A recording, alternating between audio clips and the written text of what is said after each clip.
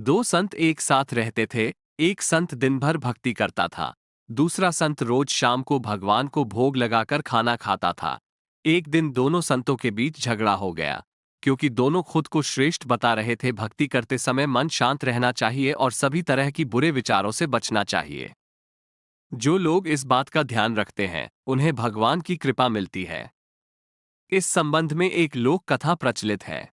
कथा के अनुसार पुराने समय में दो संत एक साथ रहते थे। दोनों की भक्ति का तरीका अलग अलग था।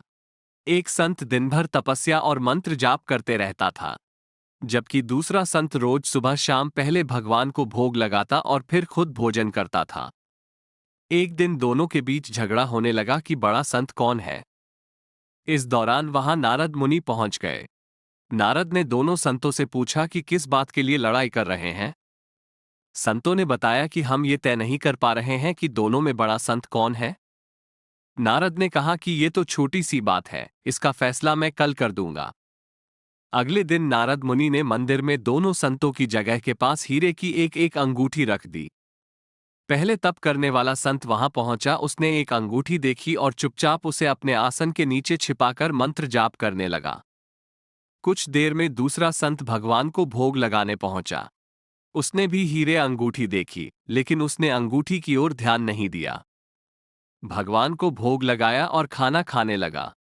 उसने अंगूठी नहीं उठाई। उसके मन में लालच नहीं जागा, क्योंकि उसे भरोसा था कि भगवान रोज उसके लिए खाने की व्यवस्था जरूर करेंगे।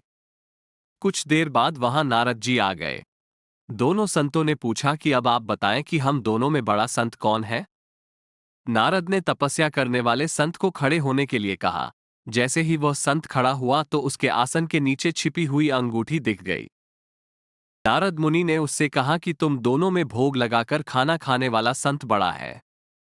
तपस्या करने वाले संत में चोरी करने की बुरी आदत है। उसने भक्ति के समय में भी चोरी करने से संकोच नहीं किया, जबकि भोग लगाने वाले संत ने अंगूठी की ओर ध्यान तक नहीं दिया। इस कारण वही संत बड़ा है। प्रसंग की सीख। इस प्रसंग की सीख ये है कि भक्ति तभी सफल होती है जब भक्त के मन में बुरे विचार ना हो, भक्त बुरे काम न करता हो। जिस भक्त के विचार पवित्र हैं और जो बुरे कामों